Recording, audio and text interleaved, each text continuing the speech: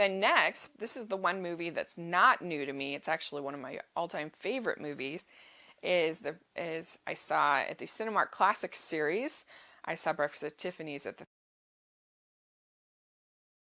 theater. And if you don't know about the Cinemark Classics series, definitely like go on their website and check it out, because for only $30 you can see 6 films and they're great. And it's really fun to see movies that you love on the big screen. It's just a cool experience, and I love Breakfast at Tiffany's. I think it's about perfect. And the only thing that I hate is the Mr. Yononoshi. That's really embarrassing. I mean, it's just awful to have somebody from one race pretending to be of another race. It's really demeaning and it's just awful. But if I can take that out and pretend that's not there, which is what I usually do, then it's one of my favorite movies. I just love the fact that it's about these. I like anything. That's why I like Christmas Carol so much, is that I like stories about people that are kind of lost causes and how they find redemption. And I think both of the characters in Breakfast at Tiffany's by the end really find redemption. And they're really pretty wounded. They're pretty cynical. But they're just lovely in the same way. I think they're really interesting. There's something, I can watch that movie every time and get something a little bit different out of it. And of course, it's an homage to New York. I think it's a movie about contradictions, which I think is really interesting. Like, you have Holly Golightly, who is throwing all these crazy parties, but the place where she feels the most at home is Tiffany's, which couldn't be more different.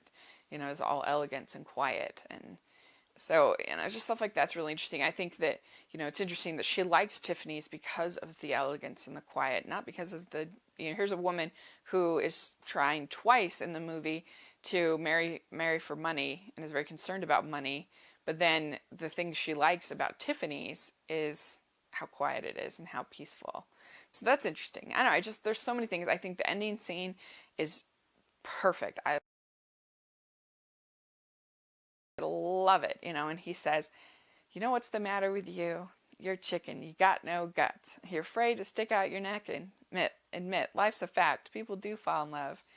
People do belong to each other. And then he says, you call yourself a wild thing, a free spirit, and you're terrified someone's going to put you in a cage. But baby, you're already in that cage. You built it yourself. It's not bound by Tulip, Texas in the west or Somaliland in the east. It's wherever you go, because no matter what you do, you just keep running into yourself. And I love that. That's so great. It's so true, that in the end, the big battle of life is the battle of figuring out who you are and what you want out of life. I love that. Wherever you go, you just keep running into yourself. So for me, Breakfast at Tiffany's is one of my all-time favorites. I love it. So maybe I'll have to do a video one of these days dissecting it. But for now, I did see it, and I did love seeing it at the theater. It was wonderful. And of course, Moon River. How can you go wrong with that? It's so great. Even in Moon River, there's also contradiction, because you have the Moon River is the dream maker, and it's also the heartbreaker.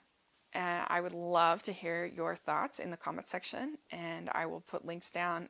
I'll put a link down to my blog, and you can go check out the longer reviews if you'd like. So thanks. Please subscribe to my channel, and I'll talk to you later.